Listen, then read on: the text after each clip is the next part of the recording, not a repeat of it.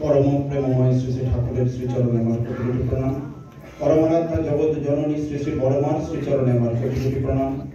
परम पूज्यपाद श्री श्री बरदार श्रीचरणे আমার कोटी कोटी प्रणाम।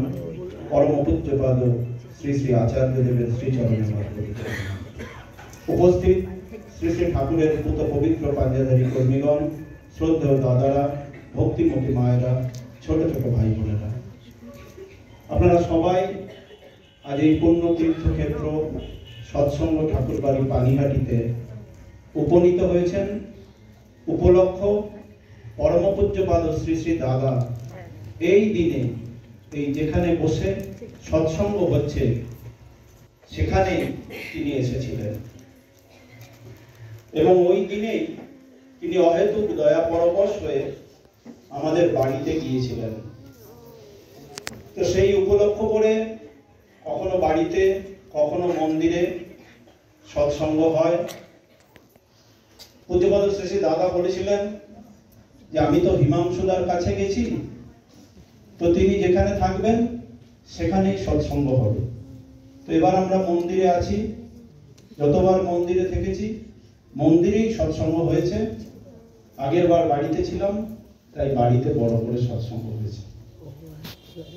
আজকে এই আনন্দের দিনে যেভাবে ছোট ছোট ভাইয়েরা সবাই বোনেরা শ্রী শ্রী ঠাকুরকে নিজের জীবনে জীবন্ত করে রাখবার সাধনায় ব্রতী হয়েছে এবং যে গান কীর্তন আলোচনায় আমরা বুঝলাম যে শ্রী শ্রী ঠাকুর ছাড়া আমাদের জীবনে আর কিছু নাই।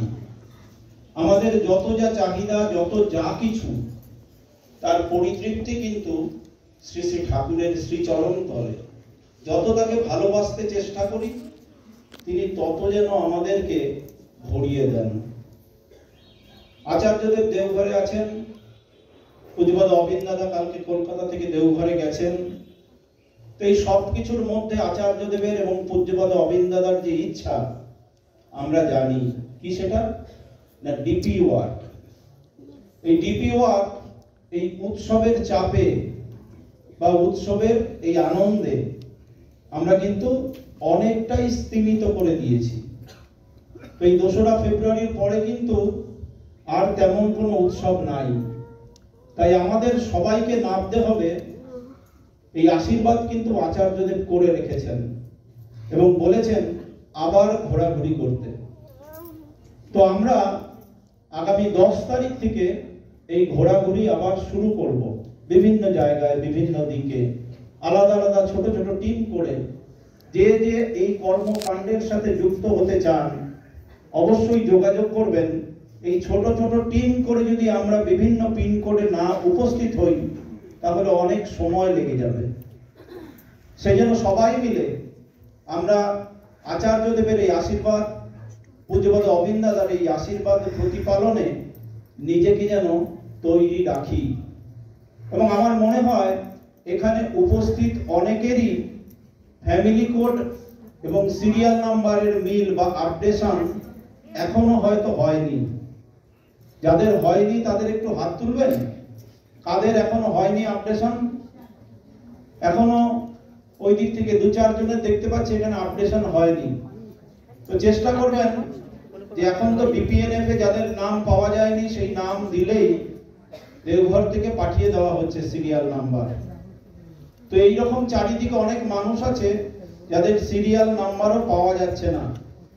তো আমরা চেষ্টা করব সকল মানুষকে যুক্ত করে ঘরে ঘরে গিয়ে বোঝাতে যে শ্রী শ্রী ঠাকুরের এই আদর্শে আমাদের জীবনকে অতিবাহিত করার মধ্য দিয়েই আমাদের পরম প্রাপ্তি। আজ একটা আশীর্বাদের কথা বলি। অনেক বছর আগে পরম পূজ্যপাদ শ্রী শ্রী দাদা তখন ছিলেন। তো আমরা সবাই শ্রী শ্রী আচার্যদেবের কাছে গিয়েছিলাম ঠাকুরবাড়ির পানিহাটি কিভাবে রক্ষণাবেক্ষণ হবে। তো সে সময় তিনি অহেতুক দয়া পরবশ হয়ে ছোট ছোট টিম করে ঠাকুরবাড়ি পানিহাটির সমস্ত খরচাদি তিনি লিপিবদ্ধ করতে বলেন। সেগুলো সমস্ত কিছু লিপিবদ্ধ করে আমরা গিয়েছিলাম আচার্যদেবের শ্রীচরণ তলে। শ্রদ্ধেয় কৃষ্ণদা ছিলেন, বাবা ছিল, আরো কে কে ছিল তখন সেই সময়, বলরামদা ছিলেন। তো নিবেদন করার পরে তিনি বলেছিলেন যে আপনারা একদিনের খরচ বাবদ ৬০০১ টাকা করে ধার্য করবেন।